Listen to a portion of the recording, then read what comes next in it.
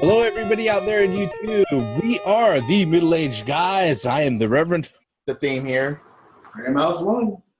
And since we are middle-aged guys, this is one of our random topics that we're going to go out of our way and cover regarding the industry, video games, and everything else. We're going to go ahead and give you guys a very honest perspective on something that's not mentioned a lot, especially when you consider demographics and marketing, statistics, and everything else. Gaming while being middle-aged. Let's just be honest. Your perspective of gaming is going to change as far as being little Johnny and little Susie, where your parents are buying stuff for you to go ahead and game, if they're that type of parent, okay, to jumping into adolescence and teenagehood, where you sit there and your view of the games change. And then going out on your own, even as a young adult, whether or not it be college or moving out of the house, gaming, if that's something that you want to go ahead and keep as part of your life. And then moving on into full-fledged adulthood, living on your own as a young adult, and then even past that into middle age, where we are at, thus the middle-aged guys, where, hey, look, we have our own place to live. We have our own careers, not jobs, careers. Mm-hmm. We have our spouses. Some of us have kids, okay, where it's like we're going out of a way, all the things that we thought were inconceivable as a young, prepubescent, pimply-faced, jacking off to the JCPenney's fucking catalog kid, okay? Yes, I know that's a little bit of an old reference, but guess what? We were around before the internet was in everybody's fucking pocket. Yeah, Disney pennies and Sears. Yes, exactly. Yeah. Lingerie section, okay. National Geographic, okay. But let's just put it in perspective. We've been around a very, very long time where the industry has changed a lot. Not only did we see it, fall, but also rise up from the ashes and then become the monster that it is today. It outperforms Hollywood on a regular basis, and it's done so ever since 2001. Okay, we have I wouldn't say a unique insight to, or view to the industry, but we have a particular view of the industry that a lot of industry people and a lot of reviewers and a lot of bloggers and stuff like that may not offer you on a regular basis. So what we're going to talk about really is gaming when you're middle-aged, because a lot of things change when you get older. But the hallmark of every geek is that the stuff that you like as a kid, you're not going to sit there and stop liking as an adult. And that holds true for all of us. With that in mind, floor is open, guys. What are your thoughts? Or what off the top of your head, comes to mind when you sit there and think about, gaming as a middle-aged guy?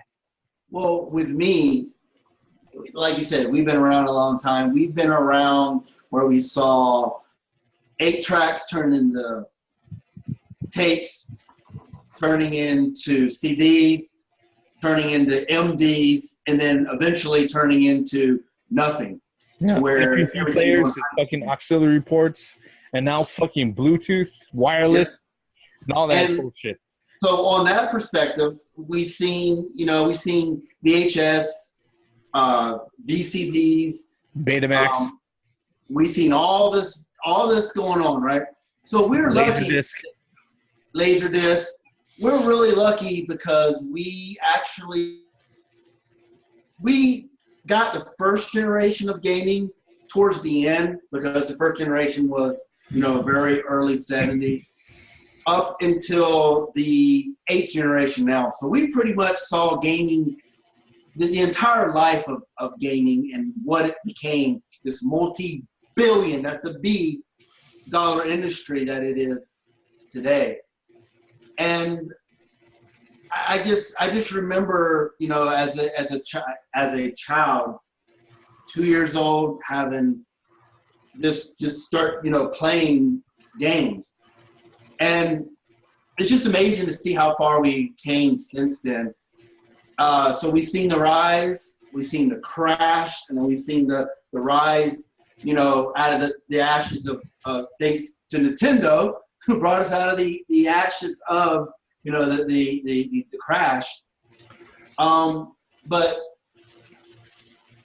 it was easier for me to sit down and play a video game when I was 8, 10 years old versus now, you know, I'm middle-aged. Even though I do have time, but after doing life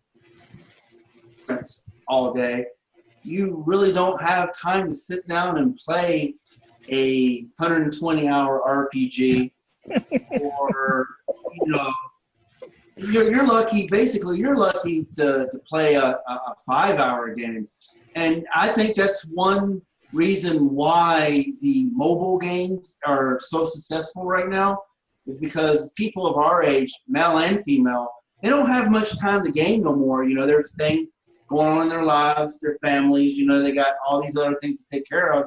And a quick game of Angry Birds or whatever you want to play will satisfy that need to play video games. And, you know, a lot of people don't have time to sit down and, like I said, and play an RPG for that long. What about you, Theme? What are your thoughts on gaming while being middle-aged? One thing, okay, all right. There's a couple of things that I'm going to throw into that pot as far as growing up with gaming and gaming while being middle-aged. But I'm going to work my way backwards. Now, having a career and being busy with a whole bunch of other stuff and projects and stuff like that, there are most of the things that I still have here that I still play when I do have the time, when all grown-up shit is taken care of, when I'm not entirely tired or lazy, that I was just... It's tired. Most of it is tired. Let's just be honest. Okay, look, as a young kid, as a college fucking student, or as a teenager, when you have time on your hands and you've taken care of your shit, if there's something that you don't get around to, you know, a lot of that can be chalked up to that you just don't want to fucking do it, okay? At this point in time, we have jobs, we have spouses, you know, some of us have kids, and other shit we have to worry about. Some of us even have to fucking take care of our parents, okay? In which case, you know, when it comes to spare time and you don't feel up to it, I don't think lazy always fits into that fucking equation, just to be fair. Not always. I'll let you continue on. Go ahead. Not always. But lazy does fit in some of the equation. Sometimes. But most of the time, it is just being tired or exhausted or just packed up with a whole bunch of shit that you have to do as an adult or as a middle-aged adult and so on and so forth. But working my way backwards, there was, of course, there's gaming consoles, there's mobile gaming, phones and stuff like that. But then when I think back, the arcades is really what got me gaming in the first place. Now, I've been playing video games ever since the age of 2. The Atari 2600 brought me into gaming. Then I have an older sister that used to take me to swap meets, shakies. Yes. The fucking top-down cabinets and even swap meets and malls and stuff like that. And there will be arcades. And she will play all the shit all the time. She will play Miss Pac-Man. She will play Burger Time. She will play Centipede. She will play Mr. Do. She will play those games, and I was very observant. Now, she had a ColecoVision. I had an Atari. And then the Crash. Then the NES. And I don't give a fuck what type of games that you play now, or if you are a fanboy of Sony or Microsoft or whatever, PC Master Race. I don't give a fuck what anybody says. You owe your gaming life and existence to Nintendo. Regardless of what you're playing, regardless of what you're into, and so on and so forth. Yes, video games maybe would have risen up in another way, but you owe your gaming life to Nintendo. Hands down, that's it. The NES Zapper, Look at all the peripherals that came out with the NES that they're trying to still integrate now into gaming. Like the power pad and the power glove. They're trying to do things like this or with your feet. Nintendo had that down packed back then. Seriously. Nintendo tried the virtual reality shit first. It was red. It was awful. But again, there was portable gaming before the DS, before even the Game Boy. There was the little electronic things. Yep, The Game little and Watch. Yep. The football, the baseball games. I had those before the Game Boy. So gaming. Higher hell. Yeah. And then there are gaming genres that basically makes gaming into a family. Yes, some genres are redheaded stepchilds, and some games are just like, you don't want to touch them. But all of that and more evolves into this fucking billion-dollar industry that you see everywhere. That you see everywhere. Yep. You can't go a lot of places and not see, mention, or even recognize something that has to do with gaming. Most people can't go any place at all without an access to fucking gaming. No. Let's just be honest. You know, I think my particular perspective on this is rather, I don't want to say it's rather unique, but I think it might be different from somebody who isn't actively part of the industry or in some way attached to it. Because generally speaking, most people who sit there and are fans of games may not end up skirting themselves into the actual industry where they have a deeper look behind the door, where they're working with QA or development or things like that. I'm going to say this right now. My perspective comes from the fact that video games, as long as I can remember, the two things that I liked ever since I was a young kid was titties and video games. And being completely honest, okay? See, growing up in the 80s, there are certain things that kids actually gripped onto. Yeah. The 80s toys, the 80s cartoons, which you will most likely hear us talk about from time to time. Yeah. Of course, I'm a wrestling fan, and most children of the 80s have had a connection to wrestling in one way, shape, form, or another, or at least knew about it when it first went mainstream. Yeah. In the 80s, in the rock and wrestling golden age era. Monster movies and kung fu movies. For the most part, when motherfuckers like us grew up, shit. So you're forgetting things like hide and go seek. Oh no, I was getting to that. Dodgeball. Yeah, I think those particular things though can sit there, and those kind of things are kind of universal to kids in general. Yeah. Until this new millennial generation where dodgeball and that sort of thing isn't encouraged anymore. Because no, it's not encouraged. It's not allowed. Yeah, it's not allowed anymore because it teaches ostracism and violence and bullying and other sort of things. But this video isn't about that. So let's not even jump on that fucking fucking train of thought. Well, what I was saying is growing up with all of that around, and then there was video games too. So all of that made a kid's life complete as being a kid. Well, I'm an aspect, but with video games, it's all about the escape of reality. Yeah, it's all about the fantasy, and it's all about being immersed into it. It's all about you controlling something else that's on the screen that you're trying to complete its mission, even though certain games go on and on and on and on. But video games are made to have some fucking fun and to win. Yeah, let me just continue on with my thought and everything. Like I said, my particular perspective is maybe a little bit different than most people. Like I said, the things that really kind of drove what I wanted out of life. One was very, very, very, very base, and I'll admit that. And the other one was, when I was first exposed to video games, when I was first exposed to Pong in 1978, it was one of those things where it just kind of grabbed a hold of me, because I remember that's one of the very few memories of my childhood before, like pre-adolescence and stuff like that.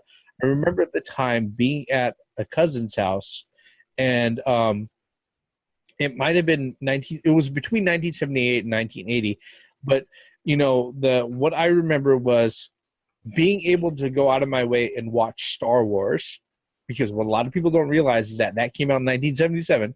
77. Okay? Yeah. And then watching my cousins play Pong. And of course, my cousins and my older siblings didn't allow me to fucking play Pong with them, because there was only 2 fucking paddles, and I was one of the younger kids. It didn't fucking happen that way. And that's, everybody has a story like that. But as far as like going all the way up into adolescence, into adulthood and everything else, I've stated many times in previous other videos that, my parents weren't big on video games. They went out of their way at one time and they got us an Atari 2600. All right.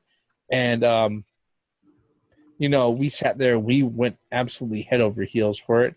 And myself and my younger brother, we actually went ahead and decided to, because my parents, different situations as far as being employed and being away and out of the house, we actually skipped school. And this was all the way back in fucking grade school, to leave there and go home and fucking play like fucking Space Invaders and shit like that. My parents, when they found out about that, they weren't very happy about that. And my dad, being the old school Filipino ex-military dude that he was, decided to go ahead and smash that thing, in front of us and all of that. But we still got it to work. Yes, we needed fucking needle nose pliers, and we needed to splice things together. But the fucking case was all over the goddamn place. But we were still able to get to work. Yeah, it was durable. You could run that thing over with a fucking truck and it would still fucking run. All right? But, that just kind of spoke to like the kind of determination as far as this is what we liked. Well, my parents weren't very big on any of that stuff. And, fast forward 20 years, they told me for the longest time, hey, being involved in video games and engrossing yourself in this stuff is not going to get you anyplace. You're going to be a loser all your life if you involve yourself with this shit. Why don't you go ahead and do something else?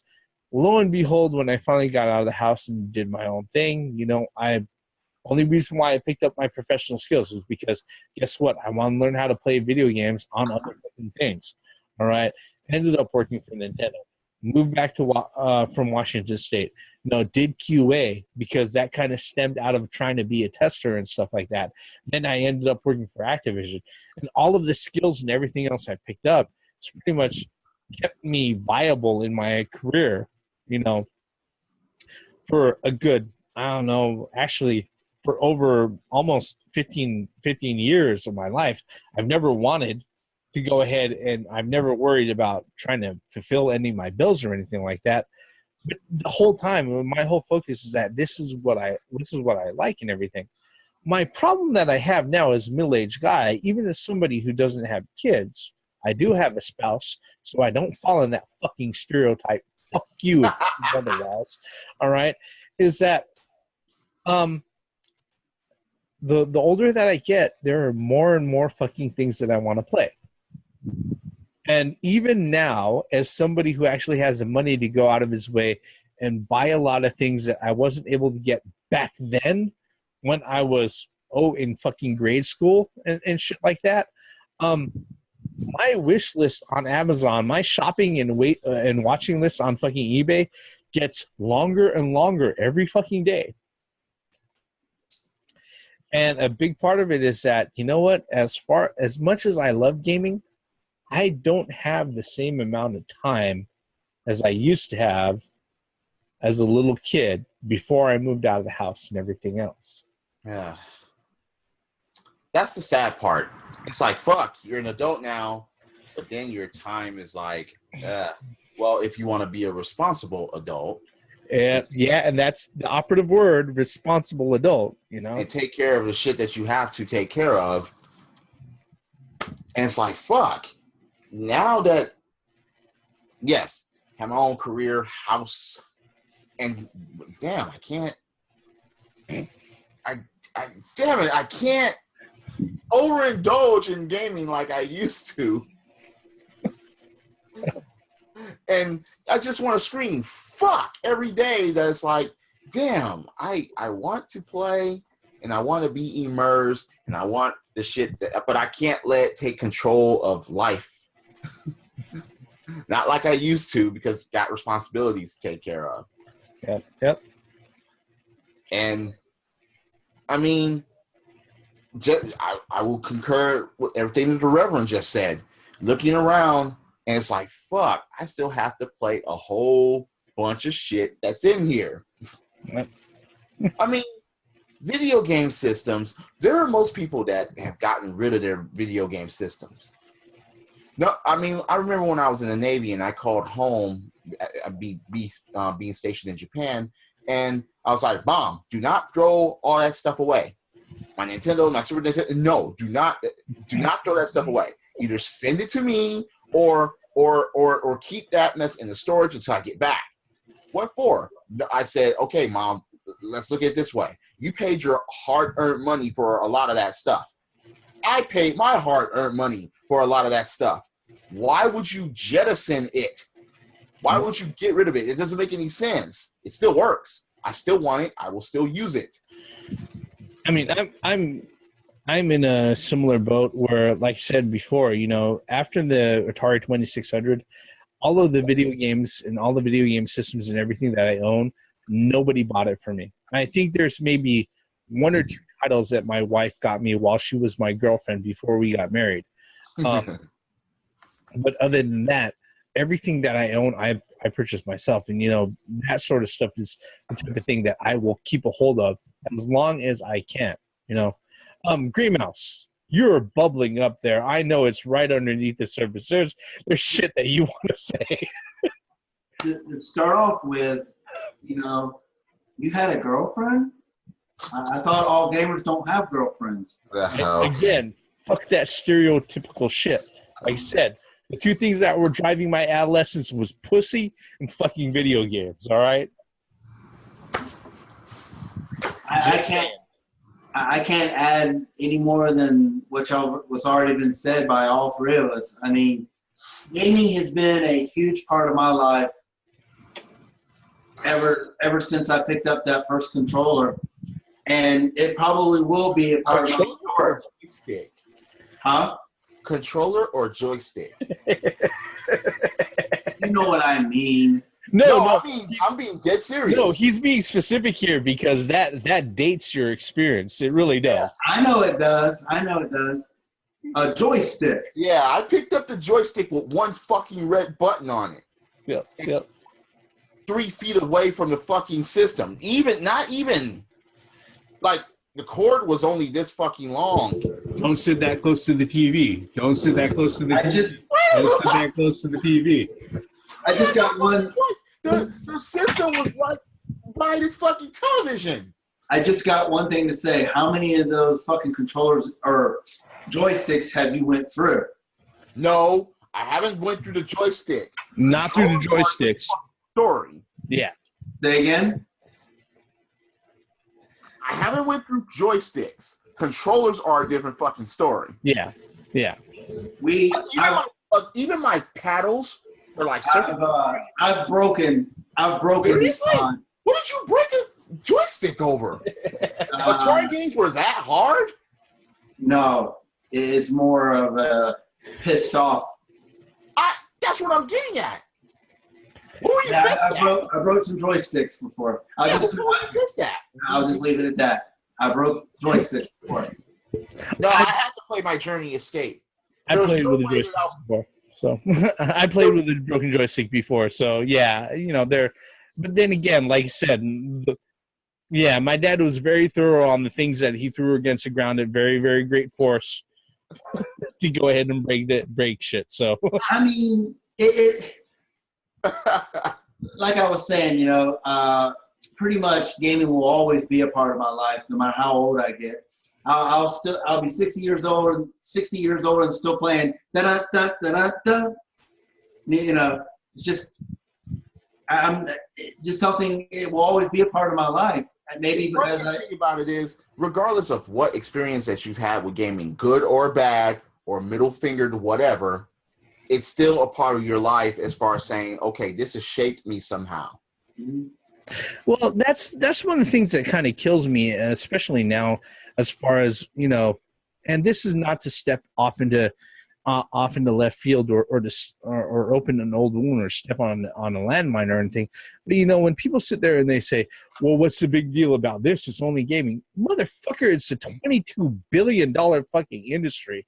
Yeah. All right. It's been part of it's been a mainstay in fucking culture, not just pop culture, for over the last 40 fucking years. All right.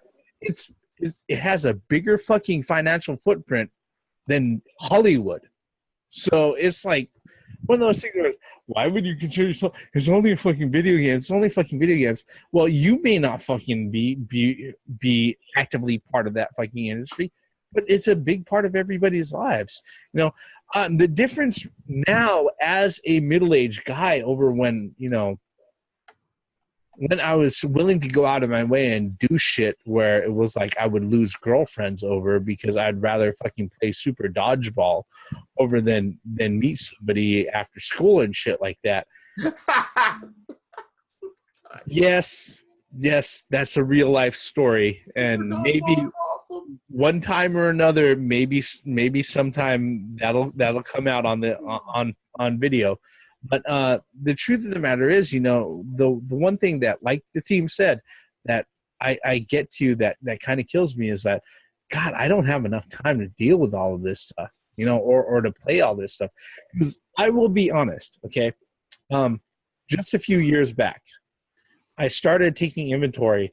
And I even bought myself a fucking barcode scanner to go ahead and scan all the UPC symbols on all the games that I have, right? And set up an Excel spreadsheet and all of that shit. I stopped counting at around 1,300 titles, and that was years ago. And I've added to the pile since.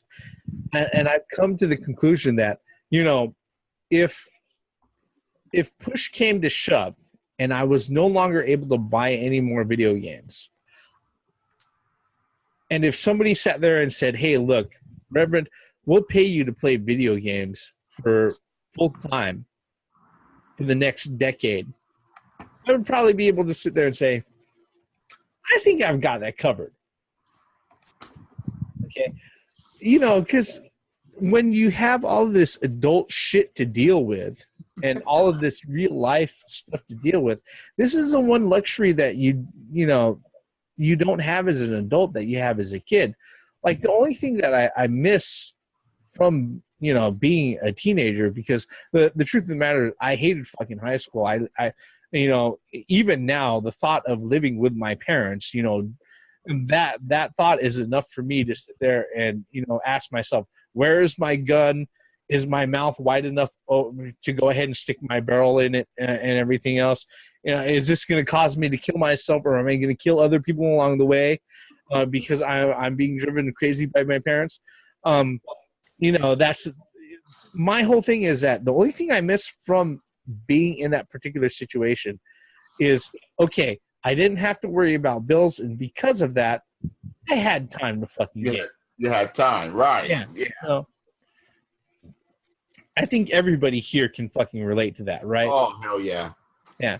It's funny because as active as I was back in the day, being athletic and going out and playing shit, sports, and just being outgoing.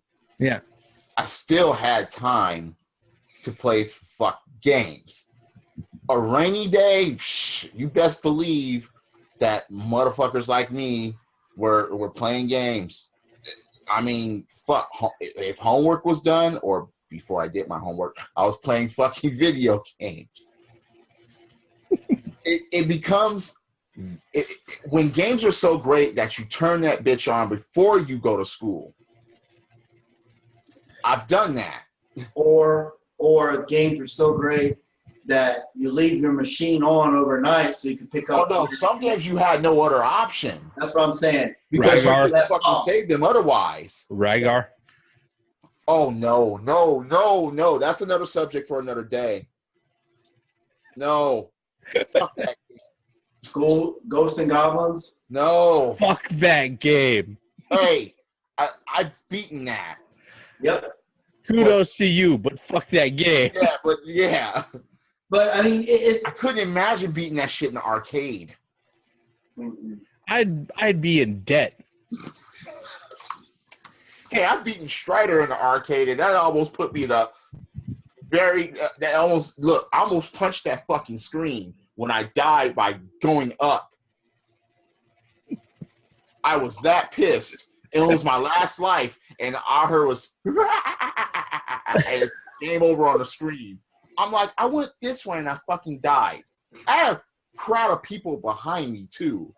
And they didn't laugh at me, but I knew that they fucking wanted to. But I would have swung on all of them if they would have fucking laughed at me. But see, one thing that we forgot to mention also is the, especially in the 80s, the social aspect of gaming, especially in the arcades.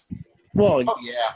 Yeah, the arcades is a special thing that a lot of people can't go ahead and relate to, because the thing is that, you know, the funny thing about like all these little 13-year-olds who talk a lot of shit and call you gay over fucking Xbox Live and shit like that, these little shits would not do that in the arcade. You don't do that when you know the motherfucker that you're talking shit to is close enough to backhand the fuck out of you. Right. Yeah. All right. Yeah. You know, that's just something that doesn't happen, you know. And we've seen a lot of things change as far as the industry goes. I mean, we've seen the rise and fall of the arcades, the changing of the major first party players, the changing of major media from cartridge to optical disc, and it's going back to cartridge again. Okay. I'm going to say something that we had a private conversation about. Okay. Specifically, Reverend. Okay. Any of you that is underneath the age of 20 that may be watching this video. Now, you millennials out there that have never been to a video game arcade do not understand death and inserting quarters over and over and over again. Dude, you got quarters? No, fuck. No, dude, it's got 10 seconds. No, fuck. No, dude, fucking run over there.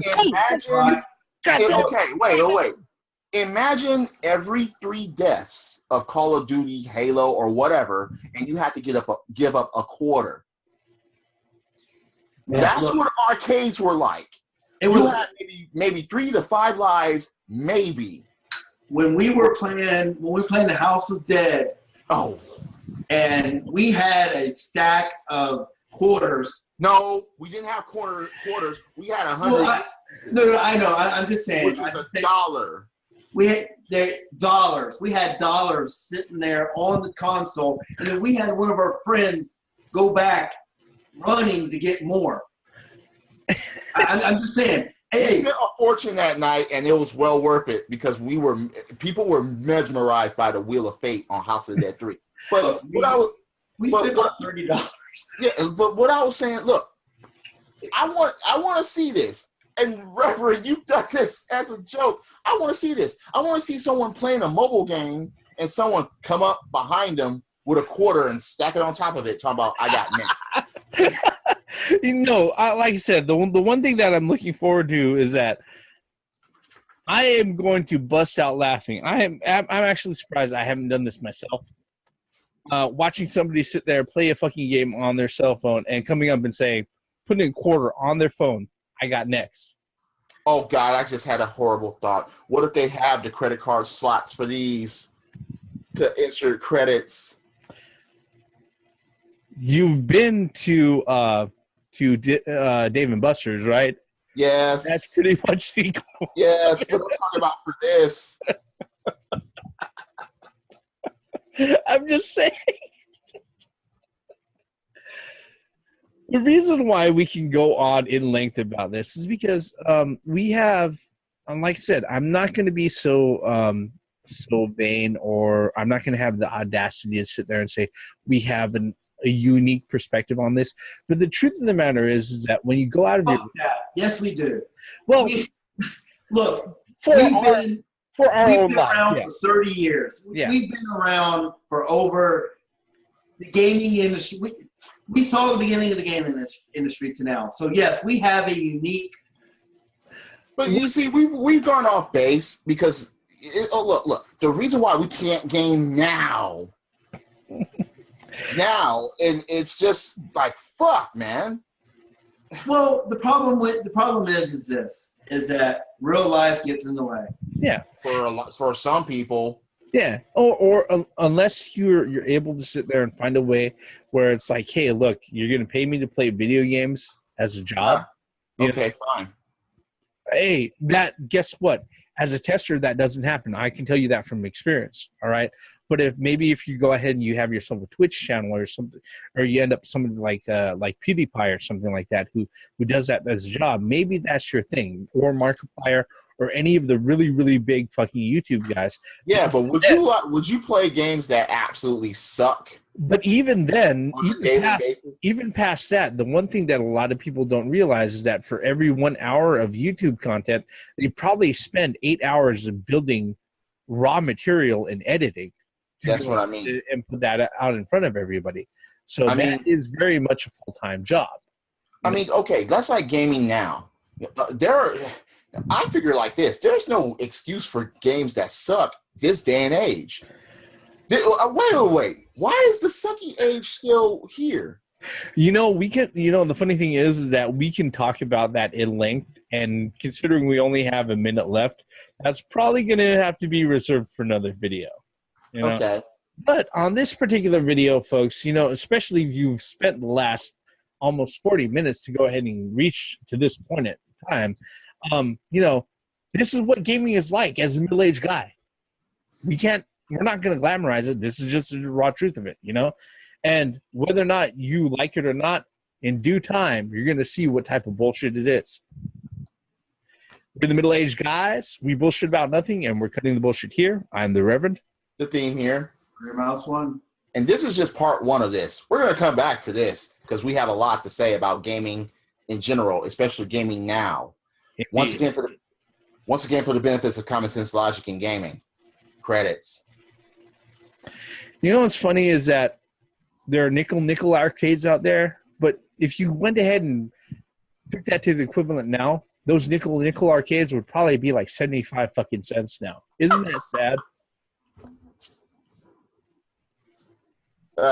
Ridiculous.